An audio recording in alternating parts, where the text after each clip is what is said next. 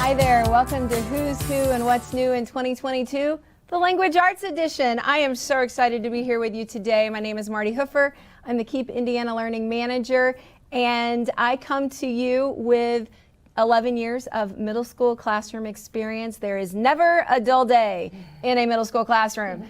So I'm excited to be here this afternoon with you with Anna and April. So Anna, why don't you introduce yourself? Thank you, Martie. Hi, my name is Anna Cook, and I have over 35 years of experience in literacy and primarily in elementary school. So I very much look forward to all of us being together today. This is great. Yes.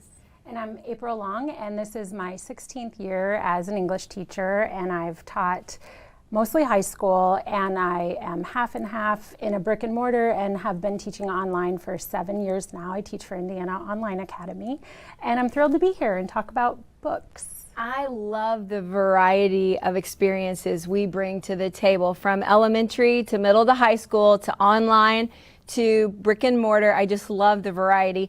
And while it is a mocktail party today, we decided just to embrace our nerdiness as readers, and we brought our books with us because we all admitted that if we could go to a cocktail party with some books in our pocket, we probably would.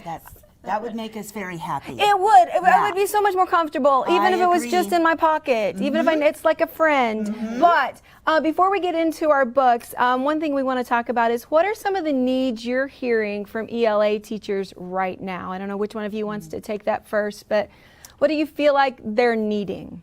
I, as a professional learning specialist with CIESC, I really think that the ELA teachers right now just need time. Everybody is just saying, how are we going to fit it all in? And I think that that's been a big question for everybody, especially coming back into the brick and mortar building, if you will, and even you online. It's, how are we going to fit it all in? Yeah. What about you, April? I felt that deeply, time. And if I had to say it in one word, I think it's balance. And I think that goes in many different ways and fits with time, but also thinking about, especially at the high school level, how do we teach our students to balance this click, scroll, instant gratification nature with getting into text for a deep read and a close read and interacting with human beings, rather than screens, and still, of course, teaching them the positives and benefits of technology, which they need, but really being able to still give them the skills they need to be still with a text or with a human. I love that phrase, to be still with a text, to just soak it in and just be with it, and maybe be with it for a while to find the nuance and find the beautiful layers. So I love that. All right, ladies, we have a hat full of questions there. April, you want to draw the first one? Yes. And then you can decide who answers it. We're going to put all the power in your hands. Love it. Okay. All right, our first question. This is a great question. What's a few must-reads for you? And so this could be any level: adult friends, young adult, middle grade, elementary. Okay, Martie. All right, must reads for me. I love giving book recommendations. It's one of my favorite things to do. And you're very good at it. Oh, too. well, thank you. Very Thank good. you. When I have to recommend one adult book, I always come back to Where the Crawdads Sing. Oh my word, absolutely beautiful writing and a story that twists and turns and evolves in ways I did not see. I don't often recommend adult books, but that's one I always feel like is a safe one. So now I'll go back to middle grade. Nick Stone's book, Clean Getaway. Nick Stone writes a lot of young adults, so a lot of teen, your high school folks would love it. This is her first step into middle grade literature, and I used this as a read aloud in my classroom last year, and my students begged for more. What I read for each day was never enough to satisfy them, But what's neat about this story is Scoob is the main character. I love his name. Scoob goes on a road trip with his grandma. Scoob is an African-American middle schooler. Grandma is a white woman. Okay. And they're traveling through the South with a green book. And the green book is what African Americans used to travel safely in the South during the Jim Crow era. So your students learn so much history in this book, and then there's just this captivating story. And I'm not going to say any more about it, but Nick Stone's Clean Getaway is phenomenal. She has a new one out. I've not read it. It's with a girl main character, and it's also middle grade. She's a softball player. So I'm excited to try that one. But this is one of my latest middle grade must. Yeah. And what a way to integrate reading with your social studies. Oh my, yes. That would be great. Or huh? current events if you wanted to go that route, because you could go voting laws in the South. You could go Jim Crow. I mean, there's so much you could do. And some historical figures are obviously mentioned in here. So you could do so much with this book. So it's a must in my mind. All right, Anna. Well, one for adults and especially for teachers right now, Riding the Dragon, 10 Lessons for Inner Strength in Challenging Times. Oh. So this was by book. Robert Wicks. It was just wonderful. And it's really insightful and, you know, talking about just being still and being with a book. This is just one of the best. Riding the Dragon. Okay. Okay. And it's little. And then, yes, and that would be for adults. And another one that is, it just really did speak to me, and that was Encounter. It is about a Native American who encounters Christopher Columbus. And the illustrations are just absolutely phenomenal, yes, aren't they? they? Oh my goodness. And you want to talk about thought-provoking at the end. It is very thought-provoking, and it really does, it's a nice springboard for writing. And we did just a wonderful writing assignment with this afterwards, and it was the kids really loved this, but it was moving to them. Yeah. I love using picture books in the middle school classroom because you can you're able to read a whole book in one setting and then do so much with it. I'm a huge fan of picture books at the middle school classroom as well. Sure. Ooh, so what's Thank your you. must read? Okay, I've got, I think, well, I'll start with my middle grade. Okay. I'm new to middle school, so this is my first year teaching 7th and 8th grade. Have you read this? Yes, I have. Okay. Excellent. So I just did this with my 7th graders, The Benefits of Being an Octopus, which is by Anne Braden, and they loved it and loved to read it out loud and loved to talk about what was happening in this book. And I think the biggest takeaway from my students as we reflected at the end was learning about someone who could be in so different a position from them, especially socioeconomically. And that was where most of my students were like saying things I didn't realize, kind of things, which is always great. The craft is good in the book, but the opening of doors to talk about issues that matter to them is also amazing. And we've got a female main character, and she is wanting to be an octopus for all of the benefits of, because she takes care of a lot of little siblings and has to do a lot rather than just be a 7th grader. And so it was great for them to dig into that, and it worked really well in the classroom as my first time doing that. It really struck me when you said that they like to read it out loud. They loved it. And that's huge. Oh, it is. For middle school, isn't it? Yes, if they're willing to read out loud, absolutely. Yes, and it says here, this book will open minds, expand hearts, and change lives. So it sounds very current. It is. As far as what this, some students might be encountering right now. But I loved it when you said they don't mind reading it out loud. Yeah, That's they loved huge. it. They loved it. I'm Yeah. sorry I took it away No, from you. you like can't. that. We gotta touch them and look I at just them. was like, Yes. this is good. This is good. It's a good one. All right. So Yeah. thank All right. you. Draw us a question, Anna. Okay. What's next? Ooh, imagine you're a first-year teacher. No, thank you. I don't want to.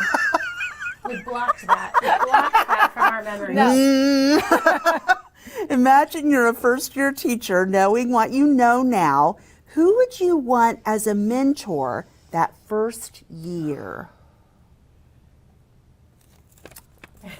Okay. I'm gonna just up for grabs, ladies. What are your my thoughts? first thought was like very meta. Like I wish I could send myself back to myself, but That's powerful. I do have is. a real answer, and that is I was thinking about this professor I loved. I did my undergrad at Bowling Green State University in Ohio, and before I got to student teaching, I had an integrated language arts professor named Dr. Murnan, and he is still there. I saw, and he was so great as a professor, helping us see. He had taught high school for forever before becoming a professor. And so he brought with him all of that experience. And I just remember asking him so many questions and him having all of this great experience. But that was, a year before I went into the classroom to even do student teaching. And then I was just thinking, being a first year teacher, I wish I could have just gone back to his class and sat in that desk once a week or 5 days a week to just say, Dr. Murnan, what do I do with this? So that's what I wish. What a great answer. Yeah. And how much this shows you the power of a teacher. Yeah. Yes. For- oh, for Oh, sure. yeah. Yeah. Oh, Sure. yeah. Yeah. Yeah. Okay, so I guess it's my turn. I think I'm going to choose Laura Robb. She is so I taught reading and writing, and I felt very prepared to teach reading because I'm a reader. And I can talk about books and plot and summary and setting, and I mean, I can do that, and I can love it genuinely with my students. But I'm not a writer. And how do I teach something that is met with so much resistance by students and is honestly really hard? I mean, it's a blank paper and you've got these random things in your head and you're supposed to put them out and make them something coherent on this piece of paper. And I felt very unprepared to do that. So once I found Laura Robb, game changer. And I kid you not, she had this little 5-book box set. I can still see it in my head. I think the box was purple, and these tiny little books inside, like how to teach narrative writing, how to teach informative writing, how to, if Laura Robb said to do it, by golly, I did it. And I mean, I finally got comfortable enough that I could tweak a little, but I could not have been a writing teacher without Laura Robb. And so she will forever be one of my teaching heroes because she was still in the classroom. I don't know if she is now, but I mean, she was still doing the work while still then teaching teachers. So I just appreciate that. She's still on it. Yes. Awesome. Yes, you can find her on Twitter. Okay, and I need she to do that. just, please, yes, she still has some Yeah. unbelievable words of wisdom. Oh, I Unbelievable. couldn't have done she it just without keeps her. going. That's She's awesome. wonderful. Awesome. Yeah. So who's yours? So it's very interesting when I read that. My first thought was, being a first-year teacher, I really wish that I would have had a teacher, a mentor in the school that really loved literacy and really grasped a hold of books and writing and reading and meshing them all together effortlessly, if you will. But then I thought about when you had mentioned a professor of yours, Dr. Penny Gaither from IU Bloomington. She was just fabulous, and she would bring new books every single class. And I'll never forget it, and I think that she was really one of those that started my own personal children's library that I still have today. And So I think that it would probably be Dr. Gaither. Nice. Again, the power of a teacher. It is. Oh, Yeah, for sure. yeah, For sure. yeah. Even in ways I think as teachers we don't think about and give ourselves credit for, that it's the little things that we're doing that's making a difference. She brought books to class every day. She probably didn't even, I mean, she thought about it, but not like that was the main exactly. That was just this little side thing I do, but that's what made the difference. And you know, it's very interesting that you should say that. With my undergrad and grad work that I do, a lot of times I'll start with a read aloud. Yeah. I'll start with a book. Isn't it funny? I mean, high schoolers like to say, and middle schoolers, that I'm too cool for a read aloud. Oh, I did it with my 10th graders. Yeah, They loved it. They love it, and this is one I use so many times. It's now falling apart. Yeah. This is Code of Honor by Alan Gratz, and it's a phenomenal read aloud because it's really short chapters, high action, high interest, and then it's shared literature because then we can do things. Yes, in literature about it and use it in lessons, but then it's just that shared experience that we all have that we can share. So read alouds, man, so much power. Yeah, and my then, passion. I get it. All right, shall we tackle that Okay. one? It's your turn. Oh, it's my turn. Yes. Oh, I'd lost track. Oh, this is a good one about books, but slightly different. Okay. What's a powerful book you love to share with colleagues? So to me, that implies nonfiction. I don't guess it has to be nonfiction, but when I read that question, that's what I automatically think of, but answer it however you want to. What's a powerful book you love to share with colleagues? April, your turn. Okay. In thinking about something to help students, especially with reading and writing in the classroom, this is new to me as of last year. Oh, that book is amazing. I know. I love it. Unbelievable. Yes. Unbelievable. Love it. And it translates really well to virtual teaching as well. So that is always something I'm looking for. And I love too that it's right here on the front flap to remind you. So Notice and Note is all about helping students to what I was saying earlier. What we need is teaching them to be with a text, and how do I interact with this text, and how do I understand what's going on, and how do I notice these things. So we teach them to look for clues and signposts in the text that lead them to follow-up questions that help them get at those questions that we are asking our students about the text that they're reading. Anything that helps me help them learn how to engage, how to interact with a text, which is what I love to do when I do read alouds too, is pause and model my thinking, because I'm just worried that after they leave elementary school, you know, besides the time they get it in the classroom, maybe like our kids doing that so much anymore. And so that is one of my favorites to share. Okay, I'm gonna have to come up with a different one now because you Were took. you gonna do that? I was gonna do that one. That one, it changed the way I taught reading. Yep. It completely revolutionized my reading class. Yep. Yeah. Oh, yours is all marked up, and Love it. here we go. And Kylene Beers. I know mine's not marked up yet. It's getting there. She is just unbelievable. Anything that she writes is just so worthy, isn't it? And her newest one is fabulous. Disrupting Thinking. I've heard good things about it. So good, so good. When kids can't read, what teachers can do. Yep. It is a guide for 6 through 12, but as a reading teacher, as a literacy person, I would use this anywhere from grades 3 on up. Okay. Most definitely, most definitely. You are absolutely right. This has come earmarked, if you will. But just like you said, April, this is what I love. I love it right there. When kids can't, you know, and they need help with comprehension, turn to this chapter. Word recognition, turn to that chapter. You know, responding to literature, turn to this chapter. It's almost like Kylene Beers was a teacher, and was she knows gonna say. that they don't have time to read the whole book. So I'm going to tell them where to go info Yeah. to get the info they need. gonna say the Yeah, same thing. yeah. It's like she knows. And the examples is just, they're just phenomenal.